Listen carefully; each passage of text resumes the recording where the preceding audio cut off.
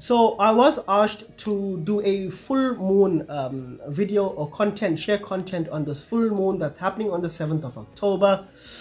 But before I share any content with regards to any predictions of what's happening on the 7th of October, remember the 5-day rule. 5 days before and 5 days after, the effect of it is there. We must first understand what the moon is. What does the moon governs? Now, if you've been following me for a while, you would understand already that the moon governs your subconscious mind. The moon governs your emotions, your thoughts, your feelings. The moon is the feminine part of who you are, whilst the sun is the conscious mind, the masculine part of who you are. We are basically the feminine and masculine in polarities, the electric and magnetic force. When you combine them, we are the electric magnetic force, which is known as spirit. So during a full moon, you will notice that the sea, so much of water is being risen, so much of water.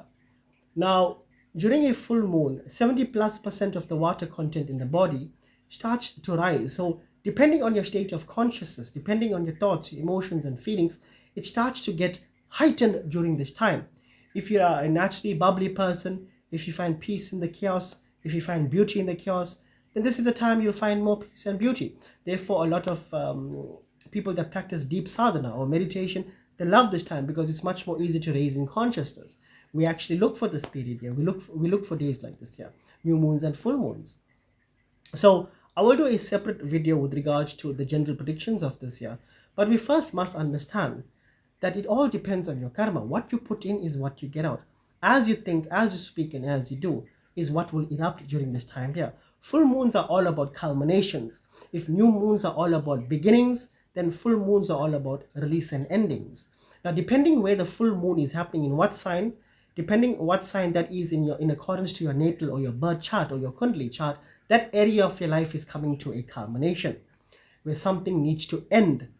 So if new moons are all about pulling out weeds, then full moons are all, if new moons are all about planting new seeds, then full moons are all about pulling out weeds. So what weeds will you pull out? Well, you would know that. Obviously I would need your birth chart for that there, but fundamentally it's not a good time to be starting anything. It's a good time to be releasing that anything that you wish to let go of. It could be a bad habit, it could be a bad friendship, it could be anything that you wish to, that no longer serves you. It's good for you to release it and let it go out of your system. But obviously there are ways to do it. It obviously has to be in a very diplomatic way, in a very logical way, not from a place of toxicity where you're going to create even more negative karma. Then when there's a transit like this here happening the next time, then that returns back to you. So fundamentally there are ways to do things, but I will share another video on this. Jai Shri Ram.